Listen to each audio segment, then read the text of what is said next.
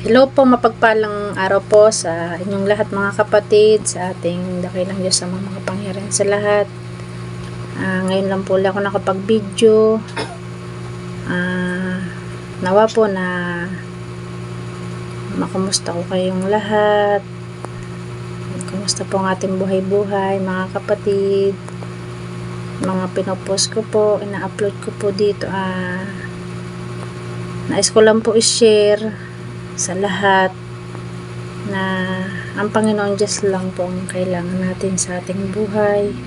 Siya po yung maging sentro ng ating buhay, sapagkat sa Kanya po galing lahat ng meron po tayo. Panginoon Diyos lang po may control sa lahat. Kailangan po natin na may maayos tayong relasyon sa ating Panginoon Diyos mga kapatid. Unahin po natin na hanapin ang ating Panginoon Diyos sa puso natin. Kailangan po may maayos po tayong relasyon sa Kanya.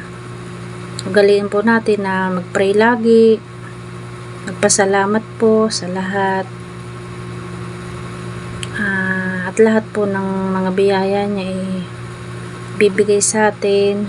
Lalo na po kung nakakasunod po tayo sa Kanyang kautusan. At palagi po nating ang kalooban po ng Panginoon Diyos ang masusunod, hindi po ang kagustuhan natin. Ano man po ang mangyari sa araw na to, kung ano po meron sa araw na to, ipagpasalamat lang po natin sa Kanya. Sapagkat napakalaking blessing po na araw-araw po tayo ay ligtas. Wala po tayong sakit. Yun po, malaking blessing po yun mga kapatid. At lahat po na ating pinagpipray bibigay naman niya po sa tamang panahon. Kaya kailangan lang po nating magpatuloy na sa Kanya lang po tayo umaasa sa biyaya ng ating Panginoon Diyos at ang ating mga action po bilang pag-action natin sa ating sarili, hindi lang po sa pagpipray, kasi kailangan po nating mag-action sa ating sarili kung ano man po yung gusto natin. Susubukan po natin to kung ito po naman ay nangyari o nakuha natin. Ibig sabihin po, pinahintulutan po ito na ating Panginoong Diyos. Yun po yung mga kapatid. Kaya kailangan po natin na subukan yung mga alam natin na pwede nating